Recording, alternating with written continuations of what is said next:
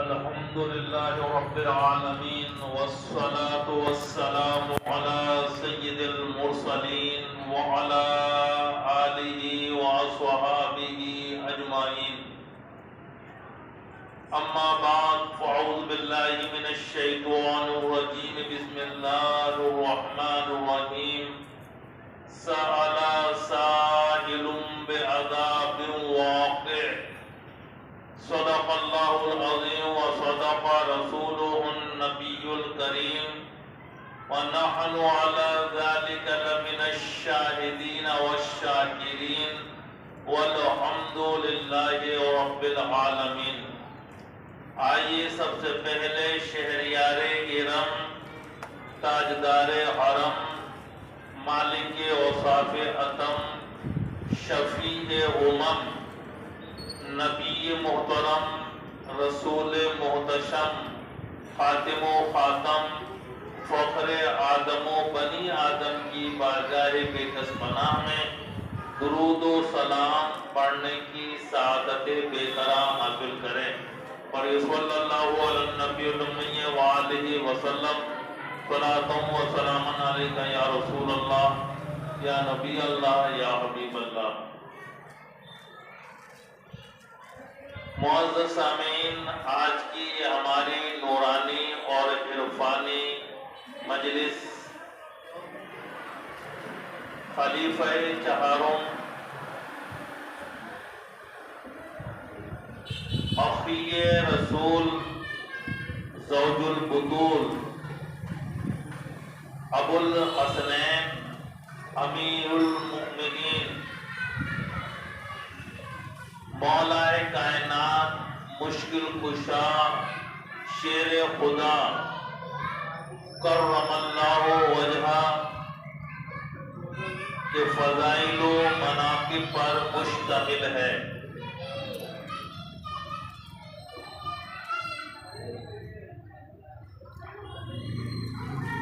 عزیزان گرامی، مولا کائنات مشکل کشا کا نام نامی علی ابن ابی طالب ہے،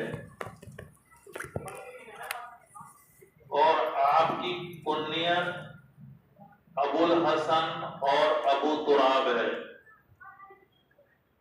اور آپ کے بے شمار القاب ہیں.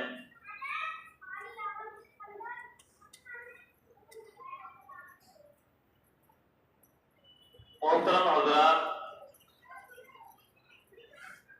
حضرت مولا علی مشکل کشا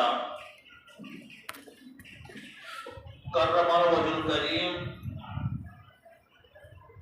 کی ولادت خانہ کعبہ میں ہوئی. وہ واقعہ حضرت عباس رضی اللہ تعالیٰ عنہ جو ام رسول ہیں، سرکار کے چچا ہیں، ان کی زبانی علماء نے بیان فرمایا. وہ کہتے ہیں کہ اس وقت وہ حرم کعبہ میں موجود تھے. حضرت مولا علی کی والدہ محترمہ فاطمہ بنت اسد رضی اللہ تعالی عنہا، یہ سب سے پہلے خواتین بنی ہاشم میں ایمان لائی ہیں، اور اللہ کے رسول صلی اللہ علیہ وسلم نے جب ان کا وصال ہوا تو ان کی قبر میں خود اترے ہیں. یہ ان کی فضیلتیں ہیں. مولا علی کے والدہ حضرت عباس کہتے ہیں کہ وہ خانہ کعبہ کا طواف کرنے میں مشغول ہو گئی. شوط اربع یعنی چوتھے چکر میں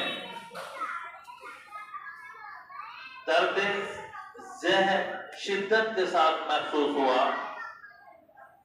بس انہوں نے دعا کی کہ اے رب کعبہ، اے کعبے کے رب، بے حرمت کعبہ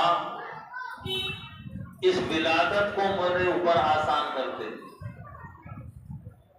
آپ کی دعا رب کعبہ نے قبول فرمائی، اور کہتے ہیں حضرت عباس رضی اللہ تعالیٰ عنہ کہ کعبے کی دیوار شق ہوئی اور وہ اس کے اندر داخل ہو۔ 3 یا 4 دن کے بعد جب خانے کعبہ سے باہر آئیں تو چاند سا بیٹا ان کی گود میں تھا۔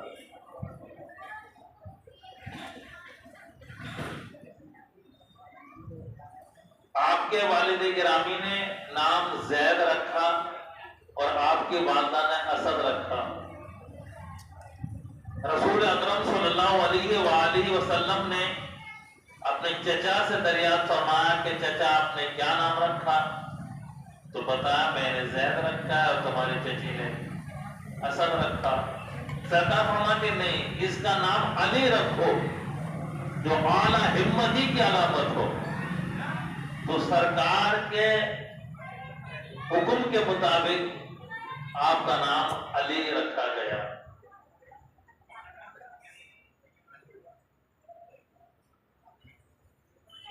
حضرت امام حسن آپ کے بڑے شہزادے ہیں، تو ان کے نسبت سے آپ ابو الحسن کہلائے، حسن کے باپ، یہ بھی آپ کی کنیت ہے۔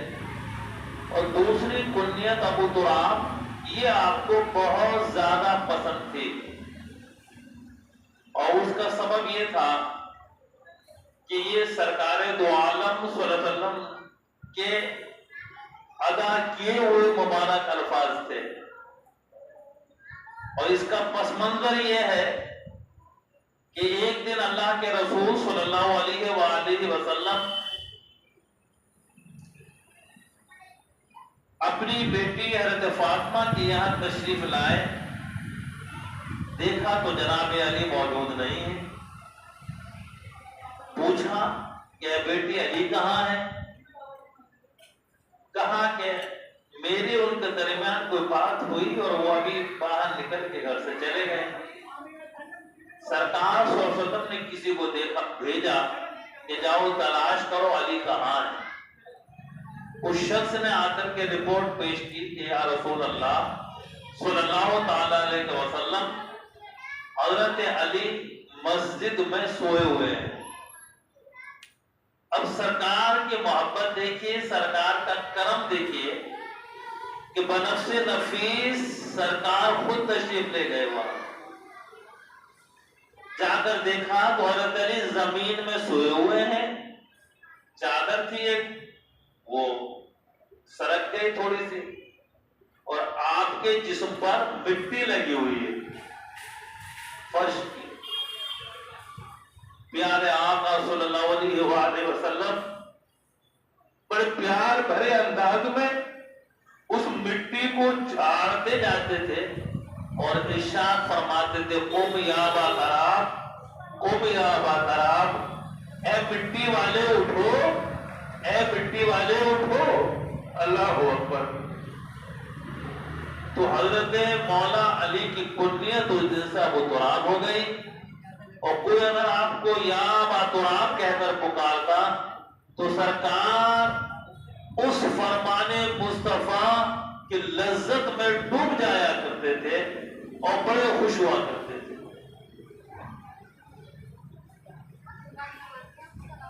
آپ قدیم الاسلام ہیں، یعنی بالکل ابتدا میں آپ نے اسلام قبول کیا، اور عمر کی بھی آپ کی مطلب کم سن تھے آپ جس کو کہہ سکتے ہیں۔ کسی نے 8 سال لکھی، کسی نے 9 سال عمر لکھی، کسی نے 10 سال لکھی، بلکہ 8 اور 10 کے درمیان میں آپ نے جیسے ہی اللہ کے رسول صلی اللہ علیہ وسلم نے اعلان نبوت فرمایا، میں نے بیان کیا تھا پہلے، حضرت خدیجہ تو منتظر تھی، انہوں نے اسلام قبول کیا۔ رات کو حضرت علی نے دیکھا کہ سرکار صلی اللہ علیہ وسلم اور حضرت خدیجہ عبادت میں مشغول ہیں اللہ کی۔ انہوں نے اس طریقے کی عبادت کو دیکھا تو پوچھا آپ لوگ کیا کر رہے تھے؟ کہ ہم اللہ کی عبادت کر رہے تھے۔ پھر آقا نے فرمایا کہ علی تم بھی مسلمان ہو جاؤ، اللہ کو ایک مان لو، میری سنت گواہی دو۔ آپ نے عرض کیا ہے آقا اپنے والد سے مشورہ کر لو۔ صبح ہوئی پھر آ گئے، اللہ نے ایمان کو راسخ کر دیا دل میں، آئے اور عرض کیا یا رسول اللہ مجھے کلمہ پڑھا کر مسلمان کر دیجیے۔ ایک روایت کے مطابق 2 شنبے کو سرکار نے اعلان نبوت فرمایا اور 6 شنبے کو آپ نے اسلام قبول کر دیا۔ اور اس کا سبب یہی تھا کہ حضرت ابو طالب کے پاس بچے تھے اور آمدنی کے ذرائع کم تھے، تو سرکار صلی اللہ علیہ وسلم نے حضرت علی کو اپنی کفالت میں لے دیا تھا۔ تو ہوش سماعت تو سرکار کی آغوش تربیت ملی، اور یہی سبب ہے کہ حضرت مولا علی نے کبھی بھی بتوں کے آگے سجدہ نہیں کیا، اور اسی سبب سے آپ کے ساتھ جو تعظیم کا جملہ بولا جاتا ہے وہ کرم اللہ وجہہ کہا جاتا ہے، جس کا ترجمہ ہوتا ہے کہ اللہ ان کے چہرے کو عزت دے، تقریب دے۔ عزیزان گرامی، حضرت علی کرم الوجہ کے بے شمار فضائل و کمالات ہمیں قرآن و احادیث میں ملتے ہیں۔ حضرت عبداللہ ابن عباس رضی اللہ تعالیٰ عنہ ترجمان القرآن ارشاد فرماتے ہیں کہ جتنی آیات قرآن پاک میں حضرت علی کے حق میں نازل ہوئی کسی اور کے حق میں نازل نہیں ہوئی۔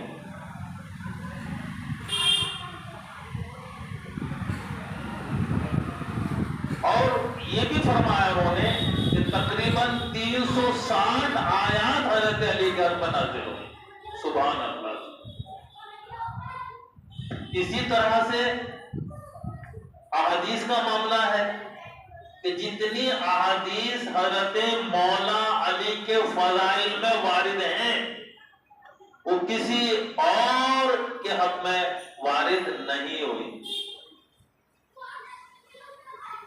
مولا علی کو دنیا مظہر عجائب والغرائب کے نام سے جانتی ہے۔ اللہ نے تمام خوبیوں کو آپ کے اندر جمع کر دیا تھا۔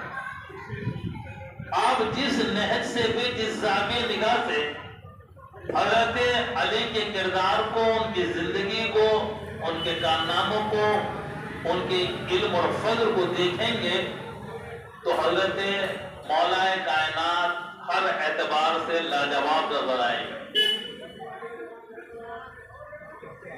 عزیزان گرامی، مولا کائنات مشکل کشا کی شجاعت بے مثل و بے مثال ہے۔ اللہ نے آپ کو بہادری کا وہ وصف عطا فرمایا تھا کہ آپ میدان بدر سے لے کر کے آپ خیبر تک دیکھتے چلے جائیے، ہر جنگ میں مولا علی کے کارنامے آپ زر سے لکھنے کے لائق ہیں۔ آپ جنگ بدر کو دیکھیے کہ جنگ بدر میں کفار و مشرکین کی طرف سے 70 لوگ قتل ہوئے، 70 ہی گرفتار ہوئے تھے، تو 70 مشرکین قتل ہوئے، جن میں سے 21 کو حضرت مولا علی نے قتل کیا تھا۔ سبحان اللہ۔ اور جنگ احد کا معاملہ یہ تھا کہ آپ ارشاد فرماتے ہیں کہ جنگ احد میں میرے 16 یا 17 زخم آئے تھے، چوتھے زخم پر میں گر پڑا ایک گھنٹے میں، تو ایک سفید لباس میں کوئی آیا اور اس نے میرا بازو پکڑ کے اٹھایا اور کہا کہ علی اٹھو اور اللہ کی راہ پہ جہاد کرو۔ یہ واقعہ جب بیان کیا بعد میں جنگ ختم ہونے کے بعد حضرت علی نے، تو سرکار نے ارشاد فرمایا علی جانتے ہو وہ کون تھا؟ کہ یا رسول اللہ آپ بہتر جانتے ہیں، اللہ اللہ کا رسول بہتر جانتے ہیں۔ تو آپ نے فرمایا وہ جبریل امین تھے۔ مولا علی جنگ احد کا نقشہ کھینچتے ہوئے ارشاد فرماتے ہیں کہ جب وہ نازک وقت بھی آیا جنگ احد میں کہ اللہ کے رسول صلی اللہ علیہ وسلم کو چاروں طرف سے گھیر لیا گیا، مسلمانوں کے پاؤں اس وقت اکھڑ گئے، کچھ حضرات ایسے تھے جو ثابت قدم رہے، ان میں سے مولا علی بھی ہیں۔ مولا علی کہتے ہیں کہ میں نے دیکھا تو سرکار کہیں نظر نہیں آ رہے، میں نے لاشوں میں دیکھا تو سرکار وہاں بھی کہیں نظر نہیں آئے۔ میں نے خیال کیا کہ یہ تو نہیں ہو سکتا کہ اللہ کے رسول صلی اللہ علیہ وسلم میدان جنگ سے بھاگ جائیں، یہ ان کی شان کے خلاف ہے، وہ اللہ کے رسول ہیں۔ پھر مجھے خیال گزرا کہ یہ ممکن ہے کہ اللہ رب العزت نے حضرت عیسیٰ علیہ السلام کی طرح ان کو آسمان پر اٹھا لیا ہو، ان کی جان کی حفاظت فرمائی ہو۔ تو کہتے میں نے سوچا بہرحال جدائی تو سرکار سے ہو ہی رہی ہے، اب پھر کیا ہے، ان کفار و مشرکین کو مارنا ہے اور شہید ہو جانا ہے۔ کہتے میں نے اپنی تلوار نکالی اور میں آگے بڑھتا گیا اور ان کو مارتا کاٹتا چلا گیا، اور خوب میں نے اپنی تلوار کے جوہر دکھائے، بہت سے متحد کیا، یہاں تک کہ میدان چیرتا چیرتا صفوں کو ہٹاتا ہوا میں وہاں پہنچ گیا جہاں سے مجھے سرکار نظر آ گئے۔ کہتے کہ میری خوشی کی انتہا نہ رہی، اللہ اکبر، یہاں تک کہ میں سرکار کے پاس پہنچ گیا۔ اسی اثنا میں ایک گروہ اکٹھا ہو کر کے سرکار پر حملہ آور ہوا۔ سرکار نے مجھے حکم دیا کہ علی اس کا مقابلہ کرو۔ میں تنہا ان کے مقابلے کے لیے آگے بڑھ گیا اور وہ جواب مردی میں نے دکھائے کہ ان کو پیچھے ہٹنے پر مجبور کر دیا۔ اب کہتے ہیں کہ کچھ دیر کے بعد دوسرا گروہ آیا، سرکار نے پھر مجھے حکم دیا کہ علی انہیں بھی پیچھے ہٹاؤ۔ تو کہتے ہیں میں آپ کے حکم کی تعمیل میں شمشیر زنی کرتا رہا، یہاں تک کہ ان کو پیچھے ہٹنے پر میں نے مجبور کر دیا۔ پھر جبریل امین نے آ کر کے سرکار سے صلی اللہ علیہ وسلم حضرت علی کی بہادری اور شجاعت کی تعریف کی، تو سرکار نے جبریل امین سید الملائکہ کی زبان سے جب حضرت علی کی شجاعت اور بہادری کی تعریف سنی تو ارشاد فرمایا کہ علی مجھ سے ہیں اور میں علی سے ہوں۔ جبریل امین عرض کرتے یا رسول اللہ میں تم دونوں سے ہوں۔ سبحان اللہ سبحان اللہ، یہ مولا علی ہیں۔ عزیزان گرامی، آپ دیکھیے جنگ خندق کا موقع ہے تو اس وقت بھی مراحب نام کا عمر ابن عبد ود، مراحب تو خیبر میں آیا تھا مقابلے پر، عمر ابن عبد ود نام کا ایک بڑا مشہور جنگجو تھا جس کو 1000 سپاہیوں کے برابر طاقتور سمجھا جاتا تھا۔ وہ میدان کارزار میں آتا ہے اور للکارتا ہے کہ اے مسلمانوں تم میں کون ہے آ کر میرا مقابلہ کرے۔ حضرت علی سرکار کے بارگاہ میں عرض کرتے کہ یا رسول اللہ مجھے اجازت عطا فرمائیے میں اس کا مقابلہ کروں۔ پیارے آقا صلی اللہ علیہ وسلم نے فرمایا علی بیٹھ جاؤ، یہ عمر ابن عبد ود ہے۔ دوسری مرتبہ اس نے طرز کرتے ہوئے پھر للکارا اور کہا کہ کہاں گئی تمہاری وہ جنت جس کے متعلق تمہارا عقیدہ ہے کہ تم جب میدان جنگ میں مارے جاتے تو سیدھے جنت میں جاتے ہو، کوئی میرے مقابلے پہ کیوں نہیں آتا؟ مولا علی کے جذبات مچل گئے، عرض کیا آقا اب سنا نہیں آتا، اجازت عطا فرمائی دیجئے۔ سرکار نے پھر فرمایا اے علی بیٹھ جاؤ، یہ عمر ابن عبد ود ہے۔ تیسری مرتبہ اس نے پھر تنزیہ کہا کہ میرے مقابلے پر کوئی کیوں نہیں آتا، کیا سبب ہے؟ تو حضرت علی عرض کرتے ہیں یا رسول اللہ اب تو اجازت عطا فرما دیجئے۔ نبی رحمت صلی اللہ علیہ وسلم نے اجازت عطا فرمائی۔ اپنے ہاتھ سے ہتھیار سجائے حضرت علی کے جسم پر، اور پھر دعا کی کہ اے علی تم کو اللہ کے حفظ و امان میں دیا اور دشمن کو تمہارے حوالے کیا۔ مولا علی اس کے مقابلے پر پہنچے، گھمسان کی لڑائی ہوئی، حضرت علی نے کے اوپر اس نے تلوار چلائی، آپ زخمی ہو گئے۔ تو زخمی ہونے کے بعد جیسے کہ زخمی شیر ہوتا ہے اس کے اندر طاقت اور زیادہ آ جاتی ہے، وہی عالم حضرت مولا علی کا تھا۔ آپ زخمی شیر کی طرح سے اس پر حملہ آور ہوئے اور ذوالفقار حیدری کا ایسا بھرپور ہاتھ مارا کہ وہ دو ٹکڑے ہو گیا۔ آپ نے نعرے تکبیر وہیں سے بلند کیا، صحابہ سمجھ گئے کہ حضرت علی کو فتح حاصل ہو گئی۔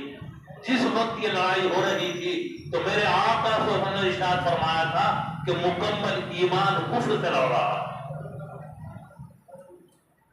عزیزان گرامی، فاتح خیبر تو آپ کا مشہور لقب ہے۔ اب یہاں مجھے حضرت سیدنا فاروق اعظم رضی اللہ تعالی عنہ کا وہ قول یاد آ گیا۔ آپ نے ارشاد فرمایا کہ اللہ رب العزت نے علی کو 3 فضیلتیں وہ عطا فرمائی ہیں کہ ان میں سے کوئی ایک بھی اگر مجھ کو مل جاتی تو میرے لیے دنیا اور ما فیہا سے بہتر ہوتی۔ لوگوں نے پوچھا کہ عمر وہ کون سی 3 فضیلتیں ہیں جن کے لیے آپ رش کر رہے ہیں؟ تو حضرت فاروق اعظم نے ارشاد فرمایا پہلی تو یہ کہ اللہ کے رسول صلی اللہ علیہ وسلم نے اپنی چہیتی بیٹی حضرت فاطمہ کا نکاح ان سے کیا۔ دوسرے یہ کہ مسجد میں ان کے لیے وہ حلال کیا جو کسی دوسرے کے لیے نہ کیا۔ یہ کس طرف اشارہ وضاحت کر دوں، حدیث پاک ہے میرے آقا صلی اللہ علیہ وسلم نے ارشاد فرمایا کہ اے علی، حالت جنگ میں، ناپاکی کی حالت میں میرے اور تمہارے علاوہ کسی کو اجازت نہیں ہے کہ مسجد میں داخل ہو جائے۔ اللہ اکبر۔ اب یہ مسلمہ اصول شریعت کے حال میں مسجد میں کوئی داخل نہیں ہو سکتا، لیکن وہ صاحب اختیار رسول ہیں، جس کو جو چاہے حکم معاف فرما دیں، جس کے لیے جو چاہے حکم تبدیل فرما دیں۔ وہ مجبور نہیں ہے، وہ مختار ہے۔ اللہ نے ان کو مجبور بنا کر نہیں بھیجا، مختار بنا کر کے بھیجا ہے۔ آپ نے ارشاد فرمایا علی، میرے اور تمہارے علاوہ کسی کو نہیں اجازت۔ تو حضرت عمر کہتے ہیں کہ یہ فضیلت۔ تیسری کہتے ہیں کہ فاتح خیبر ہونا، فاتح خیبر ہونا وہ بھی ان کی ایک بڑی اہم فضیلت ہے۔ اب خیبر کس طرح فتح ہوا اور آپ کیسے فاتح خیبر ہوئے، اس واقعے کی طرف آتے ہیں کہ مولا کائنات مشکل کشا کا یہ اعزاز کس طرح سے آپ کو حاصل ہوا۔ اب دیکھیے کہ خیبر میں 1-2 قلعہ نہیں، تقریباً 8 قلعے تھے، اور ان سب قلعوں کے مجموعے کا نام ہی خیبر تھا۔ اور جتنی بھی یہودی طاقت تھی اس وقت سب سمٹ کر وہیں پر آ گئے تھے۔ اس سے بڑی طاقت اس وقت عرب کے سرزمین پر یہودیوں کی نہیں۔ اور یہ ایک اور قبیلے کے لوگ تھے، ان سے مل کر کے مدینے پر حملہ کرنا چاہتے تھے۔ ایک بار پھر اللہ کے رسول صلی اللہ علیہ وسلم جب اطلاع ہوئی تو آپ نے آگے بڑھ کر خیبر پر حملہ کرنے کا پلان بنا لیا اور آپ خیبر کے لیے نکل پڑے۔ عزیزان گرامی، بڑی زبردست جنگ، قلعہ نائم، یہ قلعوں کے الگ الگ نام تھے، 8 قلعوں کو میں سے ایک قلعہ تھا قلعہ نائم، وہاں پر بڑی زبردست جنگ ہوئی، اللہ نے فتح عطا فرما دی۔ پھر آخر میں ایک قلعہ تھا جس کا نام ہے قلعہ قموس، یہ سب سے مضبوط قلعہ تھا 8 قلعوں میں، اور اسی میں وہ مراقب رہتا تھا۔ یہ بڑا مضبوط قلعہ تھا، اس کو سمجھا جاتا تھا کہ اس پر کوئی قبضہ نہیں کر سکتا۔ تو ان کی عورتیں بھی وہیں تھی، ان کا مال و دولت بھی سب وہیں پر تھا قموس میں جو ہے، اور سب یہ वहां पर हो गए, राशन वगैरह सब इंतजाम था कि देखते हैं मुसलमान कब तक हमारा घेराव करेंगे।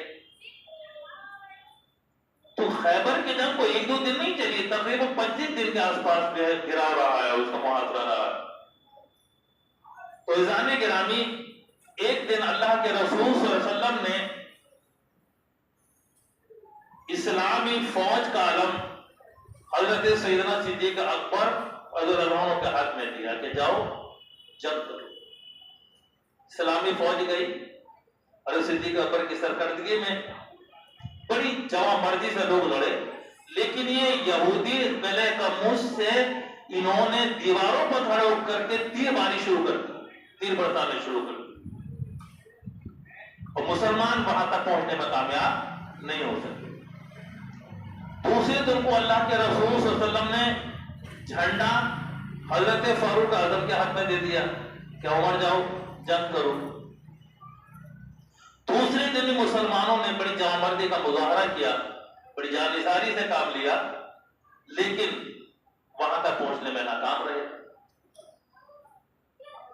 अब जब जंग खत्म हुई तो अल्लाह के रसूल सल्लल्लाहु अलैहि वसल्लम इरशाद फरमाते हैं कि मैं कल झंडा उस शख्स के हाथ में दूंगा जिसके हाथ पर अल्लाह ने फतह रखी। बात इतनी सी नहीं थी, जबकि ये भी बहुत अहम थी, लेकिन आगे सुनिए, आगे आकर इरशाद फरमाते हैं कि कल मैं उस शख्स को झंडा दूंगा जिसके हाथ पर अल्लाह फतह अता फरमाएगा, और वो शख्स अल्लाह और अल्लाह के रसूल से मोहब्बत करता है, और एक रिवाज में यह है कि अल्लाह और अल्लाह का रसूल भी उससे मोहब्बत करते हैं। अल्लाह हो। अब ये वो फजीलत थी कि हर सहाबी के दिल में तमन्ना थी कि काश का झंडा मुझे मिल जाए। इवन ये कि हजरत फारूक आजम रज़ियल्लाहु ताला अन्हु जबकि एक बार जा चुके थे, खुद उनके दिल में तमन्ना थी। तारीख़ खुलफा में मुताला कर रहा था, देख रहा था, रिवायत मौजूद है कि खुद उनके दिल में तमन्ना थी कि काश कल झंडा मुझको मिल जाए। और खुद बयान फरमाते हैं उस दिन के अलावा मुझे कभी तमन्ना ही नहीं रही कि मुझे सरदारी मिले फौज की, पर उस दिन तमन्ना जरूर हुई थी। और बड़ा मैंने बता दी कि फातेह खैबर होगा वो एक, दूसरे वो अल्लाह अल्लाह के रसूल से मोहब्बत करने वाला होगा, इस बात की सनद मिल रही है बारगाह रिसालत से, और तीसरे ये कि अल्लाह अल्लाह के रसूल का वो महबूब भी होगा, अल्लाह अल्लाह के रसूल से मोहब्बत करते हैं। इज़ान गिरामी, ये दावा तो मैं आप सब कर सकते हैं, हम अल्लाह अल्लाह के रसूल से मोहब्बत करते हैं, लेकिन ये दावा नहीं कर सकते अल्लाह अल्लाह के रसूल भी हमसे मोहब्बत करती है। हमारे इख्तियार की चीज ही नहीं है, लेकिन जुबान मुस्तफा कह रही है, उससे ज्यादा मुस्तरद बात किसकी होगी? तो ये सनद मिल रही थी बारगाह रिसालत से कि वो अल्लाह का मुहिब भी होगा और अल्लाह का महबूब भी होगा, वो अल्लाह अल्लाह के रसूल से मोहब्बत करने वाला भी होगा, और अल्लाह अल्लाह के रसूल से मोहब्बत करते हैं, इस बात की गारंटी भी दी जा रही थी। तो सहाबे किराम ने रात मुनाजात में गुजारी, दुआएं की, फजर की नमाज अदा की गई, सफर दुरुस्त होने लगी। नबी रहमत सल्लल्लाहु अलैहि वसल्लम ने इरशाद फरमाया, आईना अली इब्न अबी तालिब, अली इब्न अबी तालिब कहाँ है? मजमे मौजूद नहीं थे। अर्ज किया गया, या रसूल अल्लाह, वो आशूब चश्म में मुब्तला हैं, उनकी आंखें दुख रही हैं। सरकार ने फरमाया कि उनको बुलाया जाए। अब कोई गया और उनको बुला कर लाया कि या रसूल अल्लाह, और आकर अर्ज किया, रसूल अली आ गए। हज़रत अली की आंखों को देखा सरकार ने, अपना लुआब पाक लिया, हज़रत अली की आंखों में लगा दिया। अल्लाह अकबर। मेरे आका का मौजज़ा देखिए कि आपका लुआब पाक हज़रत अली की आंखों में गया। हज़रत अली बयान करते हैं, मेरी आंखें ऐसी अच्छी हो गई जैसे कभी दुखी ही न थी। एक रिवायत में नजर से और गुजरी, हज़रत अली फरमाते हैं कि उस दिन के बाद से ना तो कभी आंखें दुखी, ना कभी सर में दर्द हुआ। अल्लाह। और फिर हज़रत अली को جھنڈا دے دیا گیا.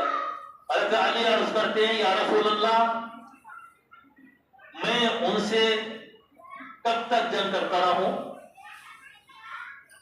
تو آپ نے ارشاد فرمایا کہ علی پہلے انہیں جا کر کے اسلام کی دعوت دو، اور اگر وہ مسلمان ہو جائیں تو تمہارے لیے سرخ اونٹوں سے بہتر ہے. اگر تمہاری تبلیغ سے وہ مسلمان ہو گیا تو تمہارے لیے سرخ اونٹوں سے بہتر ہے. اور ان کو حقوق بتاؤ کہ اللہ کے ان پر کیا حقوق ہوں گے اگر وہ اسلام میں داخل ہو جاتے ہیں. حضرت علی ان ہدایات کے ساتھ آگے بڑھتے ہیں اور سرکار کے حکم کے مطابق ان پر اسلام پیش کرتے ہیں.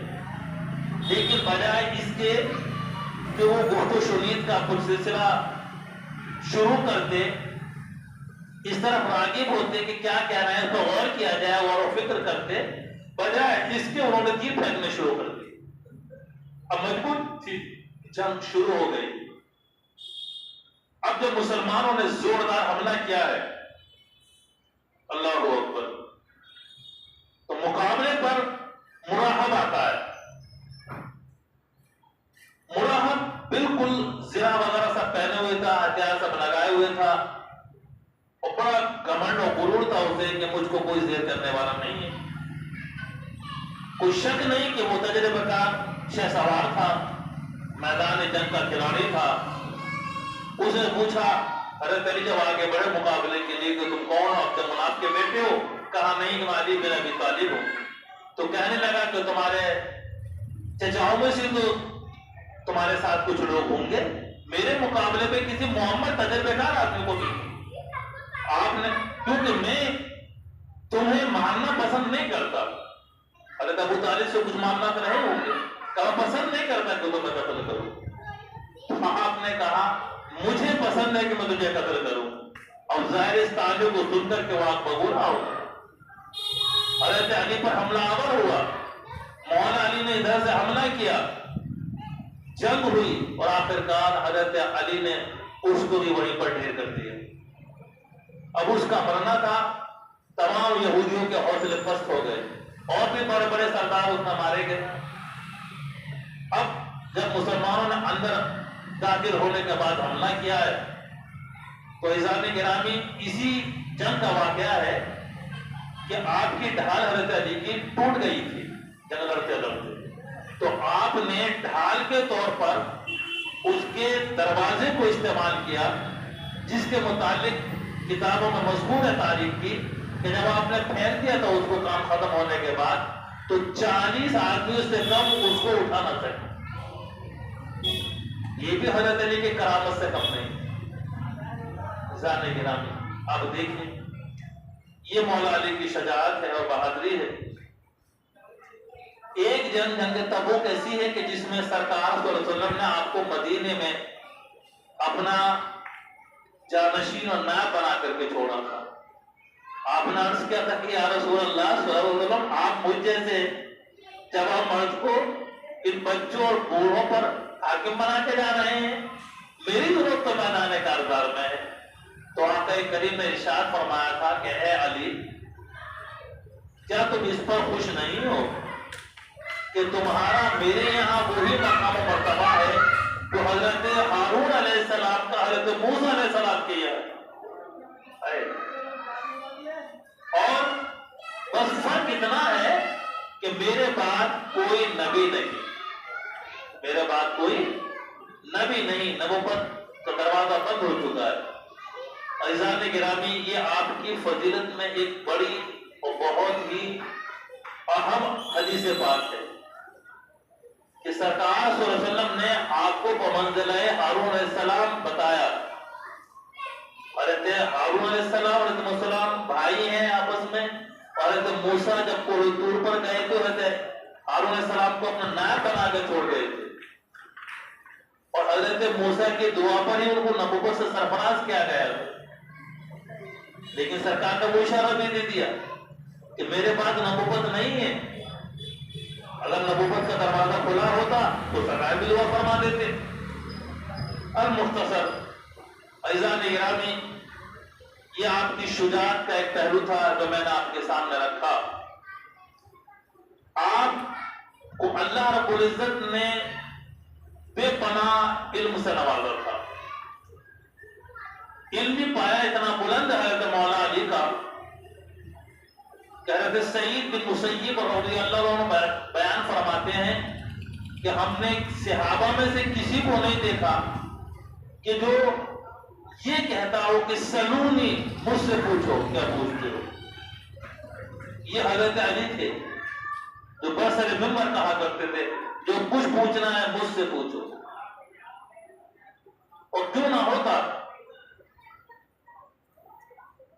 اللہ کے رسول صلی اللہ علیہ وآلہ وسلم نے ارشاد فرمایا انا دار الحکمت وعلی بابوہا، میں حکمت کا گھر ہوں اور علی اس کا دروازہ ہے.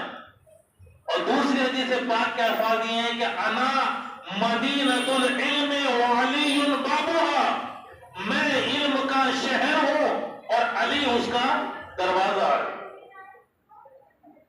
اب ان دونوں میں جو ہے ایک میں گھر اور در کی نسبت ہے، ایک میں شہر کی اور در کی نسبت ہے. نسبت در والی ہی ہے. دونوں میں آپ کو باب کہا، آپ باب مدینۃ العلم ہیں. معزز حضرات، حضرت مولا علی مشکل کشا کو جب سرکار نے یمن کا قاضی بنا کر بھیجنا چاہا تو آپ نے ایک عذر پیش کیا تھا کہ یا حبیب اللہ صلی اللہ تعالی علیہ وسلم، میں ابھی نو عمر ہوں، آپ مجھے یمن کا قاضی بنا کر بھیج رہے ہیں. تو اس وقت اللہ کے رسول صلی اللہ علیہ وسلم نے حضرت مولا علی کے لیے دعا فرمائی تھی کہ یا اللہ اس کے دل کو کشادہ فرما دے. اللہ اکبر. حضرت علی کہتے ہیں کہ پھر میرے سینے پر آپ نے ہاتھ رکھا. اس دعائے نبوی کا فیضان تھا اور دست کرم کا کہ مجھے کبھی بھی کسی فیصلہ، چاہے وہ مقدمہ کتنا ہی مشکل ہوا، کسی بھی فیصلہ کرنے میں مجھے کوئی تردد نہیں ہو. حضرت مولا علی مشکل کشا نے ایک اور مرتبہ کسی سے، الگ الگ موقعوں کا بیان ہے یہ، کہ کسی نے پوچھا کہ علی یہ علم کا سمندر جو ٹھاٹے مارتا ہے آپ کے سینے میں، اس کا کیا سبب ہے؟ تو آپ نے ارشاد فرمایا کہ جب اللہ کے رسول صلی اللہ تعالی علیہ وسلم کو میں نے اپنے ہاتھوں سے غسل دیا تو پانی کے چند قطرات آپ کے مبارک پلکوں پر ٹھہر گئے، جنہیں میں نے اپنی زبان سے چوس لیا. اے ہے سرکار صلی اللہ علیہ وسلم کے مقدس پلکوں پر ٹھہرے ہوئے چند قطروں کا چوسنا تھا. حضرت علی کہتے ہیں کہ میرا سینہ علم کا گنجینہ بن گئے.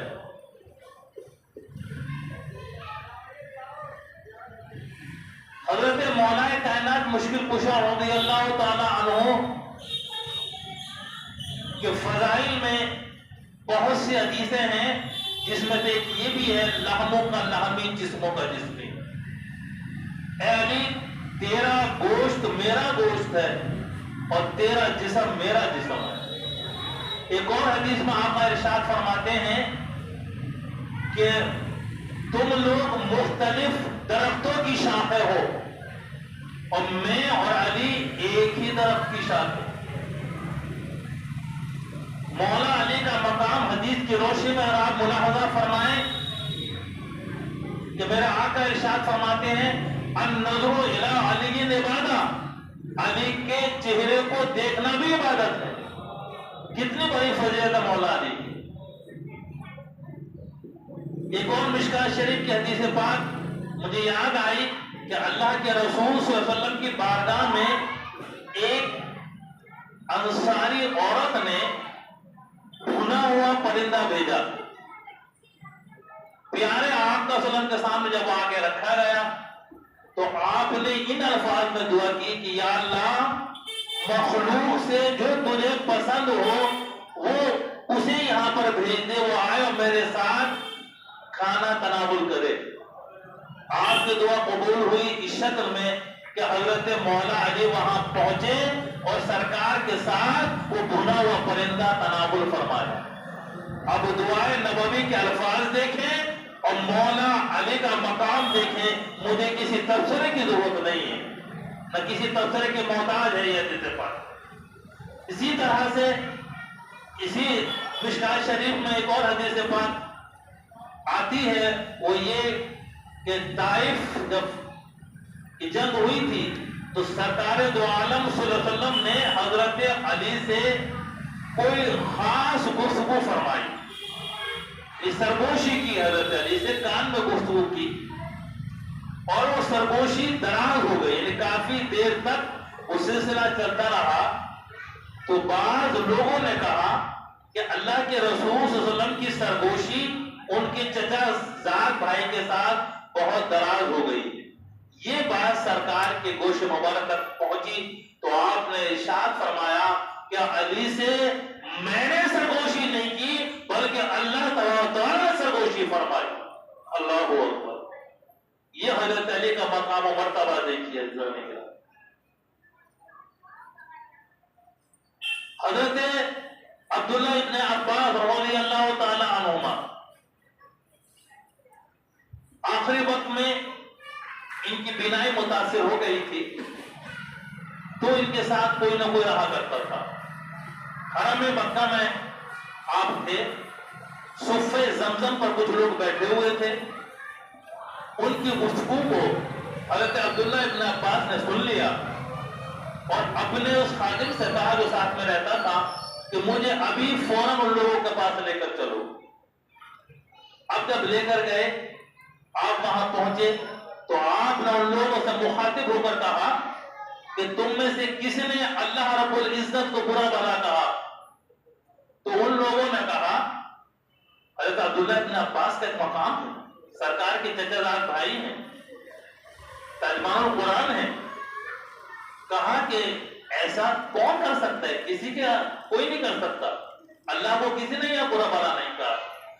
آپ فرماتے ہیں تو پھر کس نے رسول اللہ کو برا بھلا کہا؟ تو ان لوگوں نے جواب دیا کہ ایسا بھی نہیں ہے، یہاں سرکار دو عالم صلی اللہ علیہ وسلم کو برا بھلا نہیں کہا گیا ہے۔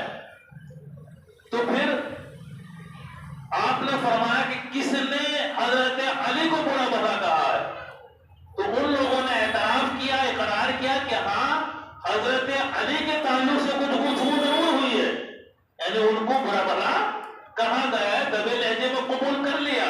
تو آپ نے ارشاد فرمایا کہ میں نے ان کانوں سے سنا ہے، دل میں میرے محفوظ ہے کہ اللہ کے رسول صلی اللہ علیہ وسلم نے ارشاد فرمایا کہ جس نے علی کو برا بھلا کہا اس نے مجھے برا بھلا کہا، اور جس نے مجھے برا بھلا کہا اس نے اللہ رب العزت کو برا بھلا کہا، اور جس نے اللہ رب العزت کو برا بھلا کہا اللہ اس کا منہ اندھا کر کے جہنم میں پہنچا دے۔ حضرت ام سلمہ رضی اللہ تعالی عنہا روایت فرماتی ہیں کہ پیارے آقا صلی اللہ علیہ وسلم نے ارشاد فرمایا کہ مومن علی سے بغض نہیں رکھتا اور منافق علی سے محبت نہیں کرتا۔ اسی مشکوٰۃ شریف حضرت ابو سعید خدری رضی اللہ عنہ کی روایت بھی موجود ہے، آپ فرماتے ہیں کہ ہم حضرت علی سے منافقین کو پہچان لیا کرتے تھے، حضرت علی سے پہچان لیا کرتے تھے کہ جس کے دل میں بغض علی ہوتا تھا وہ منافق ہے۔ تو یہ کسوٹی اللہ کے رسول صلی اللہ علیہ وسلم نے دی ہے، مومن حضرت علی سے محبت کی، الگ الگ طرف سے آئی ہے، مومن علی سے محبت کرے گا، منافق علی سے محبت نہیں کرے گا، بغض رکھے گا۔ تو حضرت علی کی ذات گرامی معیار ہے ایمان اور نفاق کی پہچان کا، کسوٹی ہے حضرت مولا علی، ہمیشہ کے لیے کسوٹی ہے، یہ اس وقت بھی کسوٹی تھے، آج بھی کسوٹی ہے۔ اور آپ دیکھ لیجئے وہ منافقین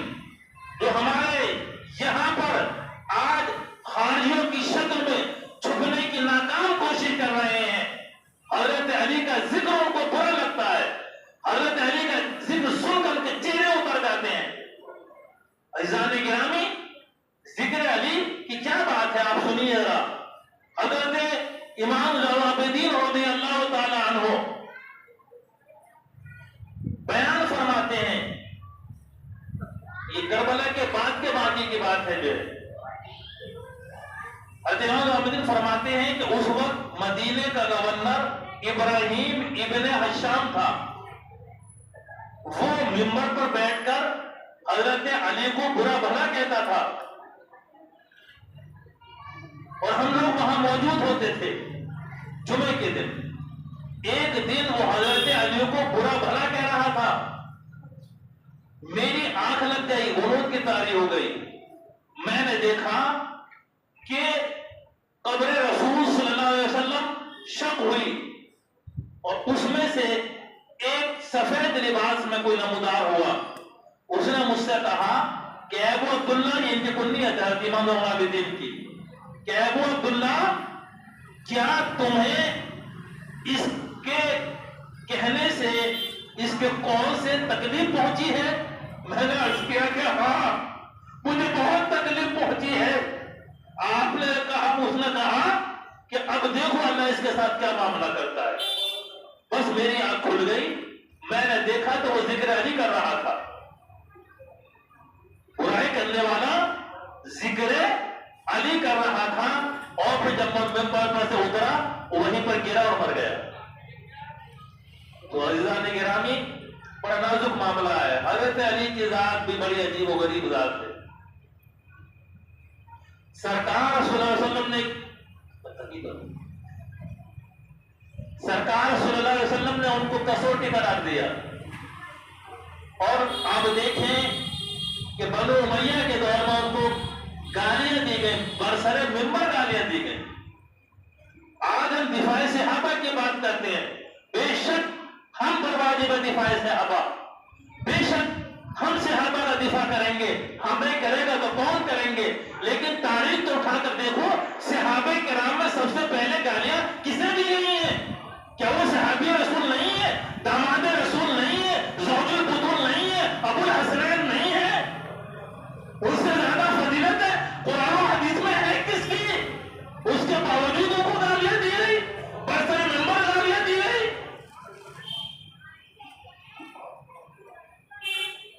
اور یہ سب کچھ کس انداز میں ہوتا تھا؟ آپ دیکھیے، مولا علی کو تو معلوم تھا کیا ہوگا میرے بعد، کیسے گالیاں دی جائیں گی۔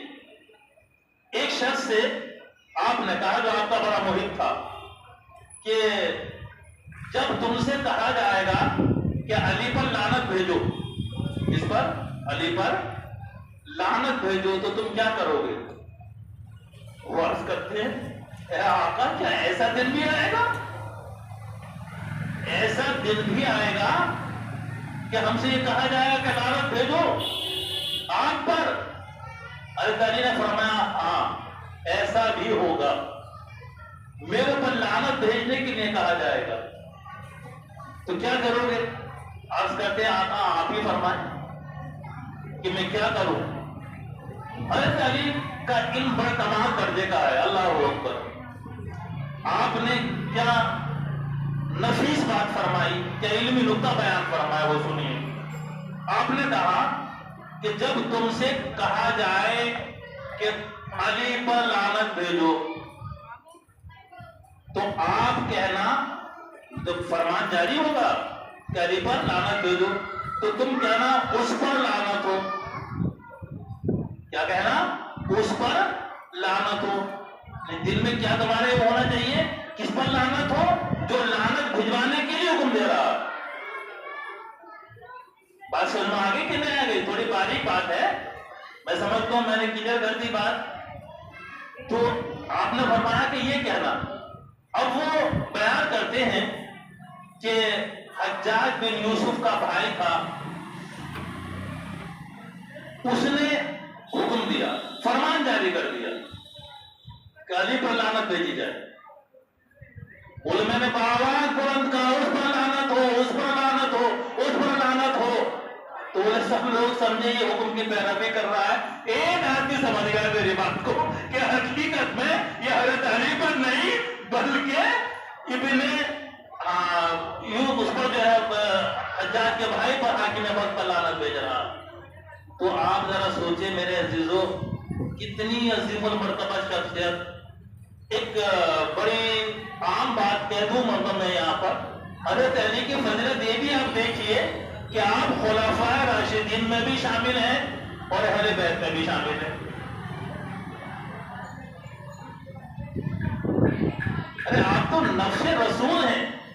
اس سے زیادہ قربت کیا ہو سکتی ہے؟ اس میں کوئی شک و شبہ نہیں. جتنی قربتیں مولا علی کو حاصل ہیں وہ دوسرے کو نہیں. آپ کی فضیلت بیان کر دو. میرا آقا ارشاد فرماتے ہیں, اور حدیث پاک میں یاد آ گئی, آقا فرماتے ہیں کہ اللہ تبارک و تعالی نے ہر نبی کی ذریت کو اس کی صلب میں رکھا, اور میری ذریت کو علی بن ابی طالب کی صلب میں رکھا. اللہ اکبر.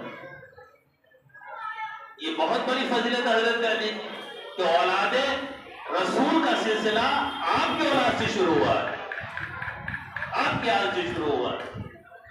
عزیزان گرامی, مولا کائنات مشکل کشا رضی اللہ تعالیٰ عنہ کے فیصلے بڑے مشہور ہیں. ان میں سے ایک یہ ہے کہ ایک مرتبہ یمن سے ایک شخص نے اپنے بیٹے کو روانہ کیا, غلام کو اس کے ساتھ بھیجا. اب اس شخص کا بیٹا اور وہ غلام دونوں جب کوفہ پہنچے تو وہاں غلام نے یہ دعویٰ کر دیا کہ یہ میرا غلام ہے, اپنے آقا کے لیے, آقا زادے کے لیے, کہ یہ میرا غلام ہے اور میں اس کو بھیجنا چاہتا ہوں. اس نے کہا بھائی میں غلام نہیں ہوں, یہ ہمارا غلام ہے. اب بھائی باہر کیسے فیصلہ ہو, کسا معلوم کہ کون آقا کون غلام ہے؟ کہ چہرے پہ تو لکھا ہوا ہوتا نہیں کسی کے. اب یہ نزاع حضرت مولا علی کے دربار میں پہنچا. آپ کے دربار میں دونوں لوگوں نے دعویٰ کیا کہ میں اس کا آقا ہوں, میں اس کا آقا ہوں, یہ میرا غلام اور یہ میرا غلام. آپ نے کہا ٹھیک ہے, کوئی گواہ؟ کہ کوئی گواہ نہیں, دونوں ہی. کہا ٹھیک, ابھی فیصلہ کریں. اپنے خادم کو حکم دیا قمر کہ جی اس دیوار میں 2 سوراخ بنا دو. حکم کی تعمیر کی گئی, دونوں سوراخ بنا دیے گئے, اور ان سوراخوں میں حکم دیا آپ نے کہ دونوں کے دونوں اپنی اپنی گردنیں نکال دو. اب غلام نے بھی, آپ نے دونوں نے گردن نکال لی اپنے اپنے.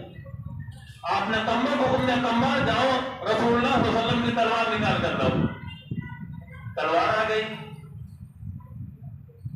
کہا کہ آگے بڑھو اور غلام کی گردن اڑا دو. اب جیسے آپ نے یہ فرمایا ارشاد, غلام آگے بڑھا اور خادم آگے بڑھا, جو اصلی غلام تھا اس نے اپنے گردن پیچھے کھینچ لی.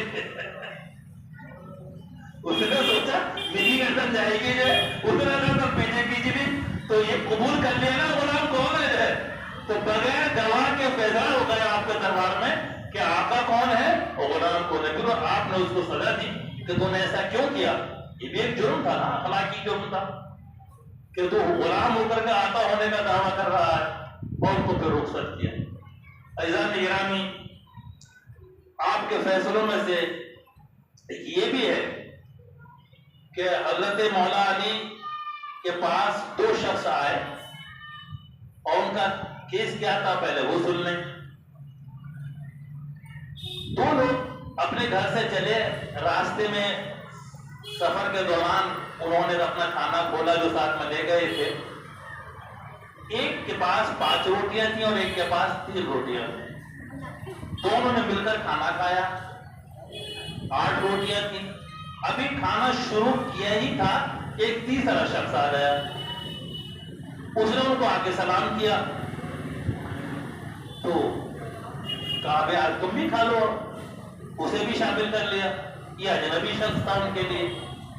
اب تینوں نے مل کر وہ 8 روٹیاں کھائی. اس اجنبی نے محسوس کیا کہ بھائی انہوں نے مجھے کھانا کھلایا, مجھے بھوک لگ رہی تھی, پیسہ اس کے پاس تھا, اس نے جیب میں ہاتھ ڈالا, 8 دینار نکالے اور ان کو دونوں کے حوالے کر دیے کہ بھائی یہ تم آپس میں بانٹ لینا, اور وہ چلا گیا. اب جب پیسے کا بٹوارے کا معاملہ آیا تو پیسہ تو آزمائش کی چیز ہے نا. تو جس کے پاس 5 روٹیاں تھی اس نے کہا بھائی میرے پاس 5 روٹیاں تھیں, 5 درہم میں لیتا ہوں, اور تمہارے پاس 3 روٹیاں تھیں, 3 درہم تم لے لو. اب 3 روٹیوں والا نیت اس کی بگڑ گئی. اس نے کہا صاحب میں 3 درہم نہیں لوں گا, 3 دینار نہیں لوں گا. مجھے تو 4 دو، 4 تم لو 4 مجھے دو، برابر برابر دو۔ اس نے کہا روٹیاں میری زیادہ تھی، روٹیاں تمہاری کم تھی، کچھ تو اور کرو حساب کے بات یہ کہ نہیں۔ اب یہ فیصلہ کرانے کے لیے حضرت مولا علی مشکل کشا کی بارگاہ میں آ گئے۔ آپ نے کیس سماعت کیا، دونوں کی باتیں سنی، اور آپ نے اس 3 روٹی والے سے کہا کہ تمہارا ساتھی تمہیں 3 دے رہا ہے، لے لو، فائدہ ہے اس میں، لے لو، اس میں فائدہ ہے۔ سمجھایا اس کو پہلے کہ بھائی لے لو، فائدہ ہے، یہ اپنی خوشی سے دے رہا ہے، ورنہ انصاف سے تمہارا ایک نکلتا۔ وہ بڑا چونکا، انہوں نے کہ 3 روٹیاں تو میری 3 تو میرے بنتے ہی، میں 4 پر ہاتھ مارنا چاہ رہا تھا، ایک کیسے نکلتا ہے؟ وہ زبان تعجب ہوا، وہ بولا ہمیں مومن ہمیں یہ بات سمجھا دو، ہم ایک ہی لے لیں گے۔ کہا کہ سن کہ بھی تمہاری روٹیاں تھی کتنی؟ 8، 5 اس کی، 3 تمہاری۔ اب 8 روٹیوں کو 3 لوگوں نے کھایا، کس نے کتنی کھائی یہ تو نہیں معلوم، تو مانا جائے گا برابر برابر کھائیں۔ بولے ٹھیک ہے۔ کہا اب 8 روٹیوں کو 3 پر تقسیم نہیں کر سکتے، بولے یہ بات بھی صحیح ہے۔ تو اس کا طریقہ یہ ہے کہ ہم روٹیوں کو ٹکڑے بناتے ہیں، ہر روٹی کے 3 ٹکڑے بنائے، تو 8 روٹیوں کے کتنے ٹکڑے بنے؟ 24 ٹکڑے بن گئے۔ اب 24 ٹکڑوں میں سے 3 پر تقسیم کرو تو 8 یا 24، تینوں نے 8 ٹکڑے کھائے، اور جانے والا اجنبی شخص اس نے 8 ہی تمہیں دینار دے دیے، تو 8 ٹکڑے کھائے، 8 دینار دے دیے۔ اب ٹکڑوں کا حساب تو لگاؤ، بولے جس کی 5 روٹیاں تھیں تو 5 یا 15، اس کے ٹکڑے بنے 15، جس میں سے اس نے 8 کھائے، ٹکڑے بچے 7، اور تمہاری تھی 3 روٹیاں، تمہارے ٹکڑے بنے 9، 3 یا 9 میں سے تم نے کھائے 8، بچا ٹکڑا 1، تو تمہارا 1 دینار، اس کے 7 دینار۔ اب بات اتنی معقول تھی کہ اس کا علاوہ کو جواب ہی نہیں تھا اس کے پاس۔ اسے بڑا افسوس ہوا کہ میں مولا علی کے بعد پہلے مان لیتا، 3 لیتا تو اس خسارے میں نہ جاتا۔ تو یہ محیر العقول واقعات مولا علی کے آپ دیکھیں پائے جاتے ہیں۔ اسی طرح سے 3 افراد ایک مرتبہ آپ کے بارگاہ میں حاضر ہوئے، اور انہوں نے آ کر کے عرض کیا کہ اے امیر المومنین، ہمارے پاس 17 اونٹ ہے، اور وہ تقسیم کرتے۔ کہا کہ کس کا کتنا حصہ ہے بتاؤ مجھے۔ تو ایک نے کہا کہ میرا آدھا حصہ ہے، آدھے کا مالک ہوں۔ دوسرے نے کہا میں 1/3 کا مالک ہوں۔ تیسرے نے کہا میں 90 حصے کا مالک ہوں۔ اور وہی ہم چاہتے یہ ہیں کہ یہ اونٹ کاٹے نہ جائیں، ذبح نہ کیے جائیں، کسی کو پیسے کا لین دین نہ ہو، پورے اونٹ تقسیم ہو جائیں۔ اب جتنے لوگ دربار میں اس وقت آپ کے موجود تھے، سب حیرت میں تھے کہ کیسے ممکن ہے 17 میں سے آدھے حصے والے کو 8.5 حصے میں آئیں گے، پورا 9 تو ملیں گے نہیں اس کو، اور ایسے ہی 1/3 والے کو پورا نہیں ملے گا، اور نہ ہی اس کو ملے گا 9 حصے والوں کو۔ ایک نہ کئی اونٹ ذبح کیے جائیں گے تب حصہ بٹے گا برابر برابر۔ تو حضرت مولا علی بڑے اطمینان سے بیٹھے، خادم کو حکم دیا کہ جاؤ ہمارے اونٹوں میں سے ایک اونٹ لے آؤ۔ ایک اونٹ اپنا بنایا اور 17 اونٹوں میں کھڑا کرا دیا۔ اب اونٹ کتنے ہو گئے؟ 18، اور آپ نے 18 اونٹوں میں سے تقسیم کرنے شروع کر دیے۔ اب جس کو آدھا حصہ ملنا تھا 18 کے، بولے 18 کے آدھے لے جاؤ، تو 18 کے آدھے کتنے ہوئے؟ 9۔ وہ خوش ہو گیا، ابھی 17 اونٹ کو ملنا ہے 18 میں سے آدھے، 9 اس کو لے کر کھڑا ہو گیا۔ اب 1/3 والے کے اونٹ کے حصے کتنا بنا؟ 1/3 کا 6 یا 18، تو اس کو بھی دے دیا گیا۔ اب 2 نے 18، اس کو جو 9واں حصہ تھا اس کو 2 اونٹ دے دیے گئے۔ اب حساب لگائیے آپ، تو اس کے کتنے اونٹ ہوئے پہلے والے کے؟ 9، اور اس کے کتنے ہوئے؟ 6۔ 9 6 15، اور 2 اونٹ اس کے 17۔ ایک اونٹ پھر بھی بچ گیا۔ مائنے کا یہ اونٹ ہمارا واپس لے جاؤ۔ اللہ اکبر! دنیا حیرت میں پڑ گئی، اور 17वें 18वें से हिस्सा मिला और ऊँट भी 17 तकसीम हुए। यह मैंने कहा 18 हो तो एक आपके पास रह जाता। तो मौला अली मुश्किल कुशा की ये शान है। एक और इल्मी फैसला मैं आपको सुनाता चलूं। एक मर्तबा एक शख्स ने कूफे में ये वसीयत की कि मेरा बेटा बाहर गया हुआ है, जब वो वापिस आए और तुमसे मुलाकात हो तो मैं तुम्हें ये 10,000 दिरहम दे रहा हूं, इनमें से जितना तुम चाहो उसको दे देना, जितना तुम चाहो उसको दे देना। ये वसीयत करके वो चला गया। अब परसों के बाद उसका बेटा आया और उसे बताया गया कि तेरे बाप की अमानत वाला के पास है। वो गया, उसने मुतालबा किया कि भाई मेरे बाप ने आपको अमानत दी थी, वो मुझे दो। तो कहा कि हाँ अमानत तो दी थी लेकिन 10,000 दिरहम, लेकिन ये कहा था कि जितना तुम चाहो उसको दे देना, लिहाजा मेरा दिल तो 1,000 को जा रहा। पैसे का मामला हर जगह बहुत नाजुक होता है जनाब, ये तो बिगड़ी जाती है। बड़े अच्छे अल्लाह रहम फरमाए। तो 1,000 उसने कहा ये भी तो फैसला है, 10,000 में से 1,000 मुझे दे रहे हैं, 9,000 आप रख रहे हैं, मेरे बाप की अमानत का भी फैसला करा लो जो लोग मोमिन के बारगाह में चल गए। दोनों आ गए, आपने पूरा दोनों तरफ की बातें समाप्त कर ली। तो उस शख्स ने कहा कि तुम इसको कितना देना चाहते हो, तुम कितना लेना चाहते हो? उसने कहा कि मैं 1,000 चाहता हूँ, 1,000 दे, 9,000 मैं चाहता हूँ, 1,000 इसको देना चाहता हूँ। तो आपने कहा अब इसको तुम 9,000 दे दो। इसीलिए जुमले की बात है कि तुमने जो अपने लिए चाहा वो 9,000 है और इसके बाद ने कहा तुम जो चाहो वो दे देना। अब तुम्हारा चाहो 1,000 नहीं 9,000 है, तो अब तुम्हें 9,000 देना पड़ेगा। अब वो मजबूर हो गया अपने मोमिन के सामने और 9,000 दे दिए। कितनी इल्मी बात थी, नुक्ते की बात थी। और क्यों ना होता कि आप बाबे मदीनतुल इल्म निज़ाम गिरामी एक मर्तबा 2 औरतें एक बच्चे को लेकर आई और दोनों ने दावा किया कि बच्चा हमारा है, बच्चा मेरा है, बच्चा मेरा है। आपने कहा ठीक है, हम अभी फैसला करते हैं। अमर को बुलाया, कहा कि जाओ तलवार निकाल कर लाओ और इस बच्चे के 2 टुकड़े कर दो, आधा आधा दोनों को बांट दो। अब जैसे ही तलवार आई और तलवार उठाई तो जो असली माँ थी वो आगे बढ़ी, मोमिनीन बच्चा इसी को दे दो, बच्चे को मत मारो। माँ की बात अलग होती है ना कि बच्चा इसको दे दो लेकिन बच्चे को मेरे मत कत्ल करो, मत मारो। तो आपने कहा तो ये असली माँ और ये झूठी है। अगर उस औरत पर सख्ती की गई तो उसने अपने जुर्म का इकरार कर लिया। इस तरह यहाँ पर भी बगैर किसी गवाह के मौला अली के यहाँ फैसला हो गया कि बच्चे की असल माँ कौन है और कौन हकदार है। मौला कायनात मुश्किल कुशा रज़ियल्लाहु ताला अन्हु कि यहाँ पर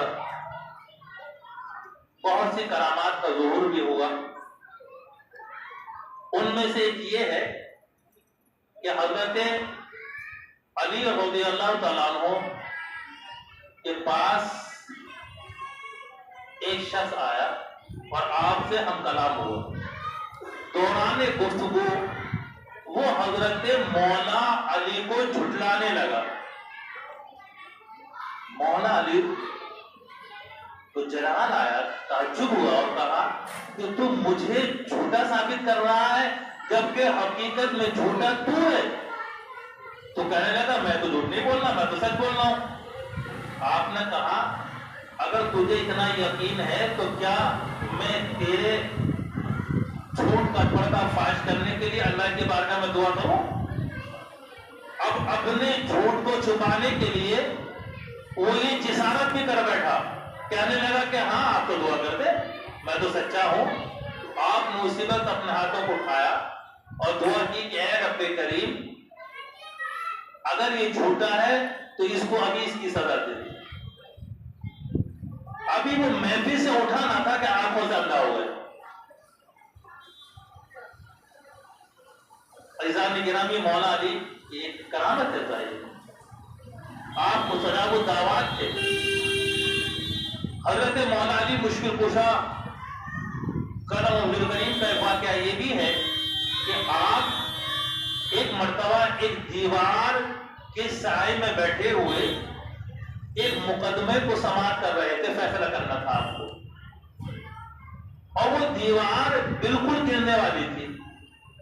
ایک شخص آیا اور اس نے کہا کہ اے امیر مومنین، آپ یہاں سے فوراً ہٹیے، دیوار گرنے والی ہے. آپ نے کہا کہ تم اپنا کام کرو، مجھے میرا کام کرنے دو، میرا بھروسہ اللہ پر ہے. اب توکل علی اللہ کسے کہتے ہیں، اس کی شان دیکھیے مولا علی کی یہاں پر جو ہے کہ آپ نے کہا میرا بھروسہ اللہ پر ہے، تم اپنا کام کرو. آپ اس پورے مقدمے کو سماعت کرتے رہے اور اس میں پھر فیصلہ سنایا، اور جب آپ وہاں سے اٹھ کر چلے گئے تو دیوار گر گئی. اس وقت تک دیوار نہیں گری جب تک کہ مولا علی مشکل کشا اس کے نیچے بیٹھے ہوئے مقدمہ سماعت کرتے رہے. فیصلہ کوفے میں جب آپ کا قیام تھا تو ایک مرتبہ نہر فرات میں سیلاب آ گیا اور اتنی باڑھ آئی کہ کھیتیاں برباد ہونے لگی. لوگوں نے آ کر آپ کی بارگاہ میں شکایت کی کہ اے امیر مومنین، عجب معاملہ ہے، سیلاب اور باڑھ سے ہماری کھیتیوں کا نقصان ہو رہا ہے. آپ چلیے اور چل کر کچھ اس کا حل بتائیے. آپ نے کہا کہ ٹھیک، آپ ٹھہرو، میں میرا انتظار کرو. اب مولا کائنات مشکل کشا کرم و کریم اندر جاتے ہیں مکان میں اور اللہ کے رسول صلی اللہ علیہ وسلم کا مقدس امامہ باندھتے ہیں، سرکار کا جبہ پہنتے ہیں، ہاتھ میں عصا لیتے ہیں، باہر نکل کر گھوڑے پر سوار ہوتے ہیں، لوگوں سے کہتے ہیں نہر فرات پر پہنچو. سب لوگ فرات پر پہنچ گئے اور پھر آپ نے وہاں اتر کر 2 رکعت نماز نفل ادا کی اور پھر عصا لے کر کے اپنے ہاتھ میں ایک نشان لگایا پانی کے نیچے کہ اتنا کم ہو جائے. آپ کا نشان لگانا تھا، پانی 1 ہاتھ نیچے آ گیا، جہاں نشان لگایا تھا وہاں بہنے لگا. لوگوں سے پوچھا کہ اتنا کافی ہے کہ اے امیر مومنین ابھی تو اور کم ہونا چاہیے. آپ نے اپنے عصے سے دوسرا نشان لگایا اور کہا کہ کیا اتنا کافی ہے، پانی 1 ہاتھ اور کم ہو گیا. لوگوں نے کہا ابھی اور ضرورت ہے. آپ نے 1 ہاتھ نیچے پھر نشان لگایا، کیا اتنا کافی ہے، پانی پھر 1 ہاتھ کم ہو گیا. اب لوگوں نے کہا کہ امیر المومنین اب خطرہ ختم ہو گیا، اب اپنے حد میں پانی بہ رہا ہے، اب ضرورت نہیں ہے. تو یہ بھی آپ کی ایک عظیم کرامت ہے. آپ جنگ صفین کے دوران مولا علی مشکل کشا اپنے لشکر کے ساتھ تھے، ایک ایسے مقام سے گزرے جہاں پانی میسر نہیں تھا. پانی کو سپاہیوں نے بہت تلاش کیا، پانی ہاتھ نہیں آیا. وہاں پر ایک گرجا تھا، وہاں پادری تھا. اس سے پوچھا کہ یہاں آس پاس کہیں پانی ہے؟ تو اس نے کہا کہ یہاں سے تقریباً 6 میل دور پر پانی ہے. آپ کے لشکر نے اجازت چاہی کہ امیر مومنین آپ اجازت عطا فرمائیے تاکہ ہم پیاس کو بجھانے کے لیے وہاں پہنچ جائیں اور اپنی جان بچا سکیں. آپ نے کہا کہ اتنا دور جانے کی ضرورت نہیں. آپ گھوڑے پر سوار تھے، سواری کو پیچھے موڑا، گھوڑے سے اترے اور کہا کہ یہاں سے زمین کو کھودو. اب زمین کھودنا شروع کی لوگوں نے تو ایک بڑی چٹان وہاں پر نکلی. آپ نے ارشاد فرمایا کہ اس چٹان کے نیچے ہی پانی ہے، اس کو ہٹاؤ. اب جو کئی لوگ کھودنے والے تھے انہوں نے بڑی کوشش کی لیکن چٹان کو ہلا بھی نہیں سکے. مولا علی نے اپنے آستینوں کو چڑھایا اور خود اپنی انگلیوں ڈالی اور چٹان کو تنے طرح اس کو اٹھا لیا. اللہ ہو. اب دیکھا تو بڑا صاف و شفاف پانی پیا تو اتنا میٹھا پانی کہ پورے سفر میں اتنا میٹھا پانی ہی نہیں پیا تھا. سب نے شکم سیر ہو کر پانی پیا, استعمال کے لیے اپنے برتنوں میں بھرا اور اللہ کا شکر ادا کیا. آپ نے کہا اس چٹان کو چشمے پر ایسے ہی رکھ دو. چٹان رکھ دی گئی, اوپر سے مٹی برابر کر دی گئی. اب یہ سارا منظر پادری اپنی آنکھوں سے دیکھ رہا تھا. جب سب کچھ ہو چکا تو وہ آگے بڑھا اور اس نے آگے بڑھ کر کے عرض کیا کہ آپ پیغمبر ہیں؟ حضرت علی سے کہا کہ نہیں. آپ کوئی مقرر فرشتہ ہیں؟ کہا کہ نہیں, میں تو انسان ہوں. تو کیا آپ داماد پیغمبر ہیں؟ کہا کہ یہ ضرور ہے, میں داماد پیغمبر تو ہوں. کہا کہ اپنا ہاتھ بڑھائیے, میں آپ کے ہاتھ پر اسلام قبول کرتا ہوں. اللہ ہو. حضرت علی نے پوچھا کہ پادری کیا سبب ہے کہ تم ایک مدت سے اپنے دین قدیم پر قائم تھے اور آج ایسا کیا دیکھا؟ مجھ سے چند سوالات کیے اور آپ نے اسلام قبول کیا. تو اس پادری نے کہا کہ یہ بات ہمیں سینہ بسینہ بتائی گئی تھی. گرجا اسی فتح کرنے والا وہ ہوگا کہ جو اس کے پاس ایک پانی کا چشمہ ہے گمنا, اس کو کھولے گا, اور اس چشمے کو کھولنے والا یا تو پیغمبر ہوگا یا مقرر فرشتہ ہوگا یا داماد پیغمبر ہوگا. تو علی آپ نے بتا دیا کہ آپ نبی آخر الزمان صلی اللہ علیہ وسلم کے داماد ہیں, تو میں آپ کے نبی کا کلمہ پڑھتا ہوں اور مسلمان ہوتا ہوں. محترم حضرات, یہ بھی آپ کی عظیم کرامت تھی. ایک وہ بھی آپ کی کرامات میں شمار کیا جاتا ہے واقعہ کہ آپ اللہ کے رسول صلی اللہ علیہ وسلم ایک جنگ سے واپسی پر منزل صحبہ پر تھے اور معاملہ کچھ اس طرح سے تھا کہ اللہ کے رسول صلی اللہ علیہ وسلم نے حضرت علی کو کسی کام سے بھیجا تھا اور سرکار نماز عصر ادا کر چکے تھے اور حضرت علی نے ابھی نماز عصر ادا نہیں کی تھی. اب حضرت علی جب آئے سرکار کے پاس بیٹھے, اللہ کے رسول صلی اللہ علیہ وسلم نے اپنا سر مبارک حضرت علی کی گود میں رکھا اور سو گئے. اللہ ہو. اب حضرت علی نے کیونکہ نماز عصر ادا نہیں کی تھی, اب سرکار کی آنکھ لگ گئی, سرکار سو گئے. اب حضرت علی بڑے کشمکش میں معاملہ, ادھر تو نماز عصر اس کا وقت بھی کم ہوتا ہے, نکل رہی ہے, اور وہ عصر کہ جس کی تاکید قرآن پاک میں آئی ہے کہ حافظوا علی الصلوات والصلاۃ الوسطی وقوموا للہ قانتین, محافظت کرو سب نمازوں کی, بالخصوص بیچ والی نماز کی, اور اللہ کے حضور در سے کھڑے رہو. تو عزیزان گرامی, وہ نماز عصر و مولا علی جن کی کبھی نماز قضا نہیں ہوتی تھی, اب جس کی کبھی نماز قضا نہ ہوتی اس کو کتنا احساس ہوگا, یہ ہم لوگ اندازہ نہیں لگا سکتے جن کی نماز قضا ہوتی رہتی اور احساس تک نہیں ہوتا. اس کو تو وہی اندازہ لگا سکتا ہے کہ جو نماز کا بے پناہ پابند ہو, جس کی نماز کبھی قضا نہ ہوتی. اور نماز سے حضرت مولا علی کو کتنی محبت تھی اس کا اندازہ لگائیے کہ اس احساس سے کہ میری نماز عصر قضا ہو گئی, سورج غروب ہو گئے, قضا ہو گئی نماز, تو جیسے ہی سورج غروب ہوا ہے نماز قضا ہوئی ہے, آپ کی آنکھوں سے آنسو ٹپکنے لگے. نماز کی محبت پر کس درجہ محبت کی نماز صاحب اندازہ لگایا رہتا ہے. عزیزان گرامی, اب معاملہ یہ تھا, آپ سوچ سکتے ہیں کہ بھئی آپ نماز پڑھ رہے تھے لیکن سرکار آرام کر رہے تھے گود میں. ادھر محبت رسول کا, عشق رسول کا, ادب رسول کا تقاضا یہ تھا کہ سرکار کی آرام میں خلل نہ ڈالا جائے.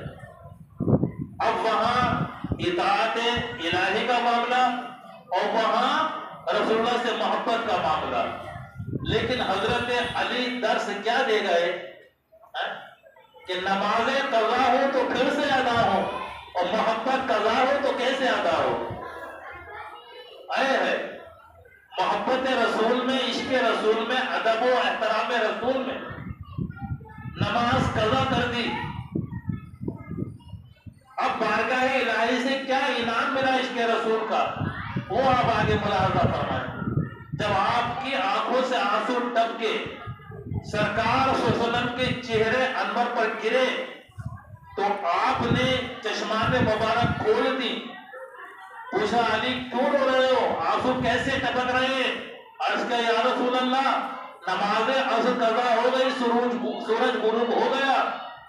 اب یہ بھی تو ہو سکتا تھا کہ قضا کے احکام تو شریعت میں ہے نا، تو قضا کے احکام ہے کہ نہیں ہے؟ تو آپ فرماتے تھے کہ قضا ہو گئی قضا پڑھ لو. ذریعہ رحمت جوش میں ہے، صاحب اختیار رسول ہے. آپ نے علی کی طرف دیکھا، علی نے سرکار کے چہرے کو دیکھا اور محسوس کیا کہ علی کو بے پناہ احساس سے نماز قضا ہونے کا اور محبت رسول میں یہ قضا ہوئی ہے. اپنے مبارک ہاتھوں کو بارگاہ خداوندی میں اٹھا دیا اور دعا کی ان الفاظ کے ساتھ کہ یا اللہ علی تیری اور تیرے رسول کی اطاعت میں تھا، علی تیری اور تیرے رسول کی اطاعت میں تھا تو اس کے لیے سورج کو لوٹا دے. جس کے لیے علی کے لیے علیہ کا لفظ ہے وہاں کہ علی کے لیے اس کے لیے سورج کو لوٹا دے. اب آپ دیکھیے پیارے آقا صلی اللہ علیہ وسلم نے دعا کی، دعا کی قبولیت کا نتیجہ سب کے سامنے آیا. ڈوبا ہوا سورج واپس پلٹ آیا، عصر کا وقت ہو گیا. اب سورج کس کے لیے پلٹا ہے؟ حضرت علی کے لیے. حضرت علی کی نماز پڑھانے کے لیے سورج پلٹ آیا. اب حضرت علی نماز کے لیے کھڑے ہیں. اب یہاں ذہن میں ہمارے سوال آتا ہے. کیا سوال آتا ہے کہ علی آپ کتنے خوش نصیب ہیں، آپ نے محبت میں نماز کا قضا کی. تاریخ میں آپ کو وہ نماز پڑھنی نصیب ہو گئی کہ دنیا میں کسی کے حصے میں نہیں ہے، کسی کے حصے میں نہیں ہے. خصوصیت بن گئے مولا علی کی. اب آپ جانتے ہیں کہ نظام ہے اس شریعت کا اور نمازوں کے ٹائمنگ سورج کے حساب سے. سورج طلوع ہونے سے پہلے فجر پڑھیں گے، ٹھیک ہے نا.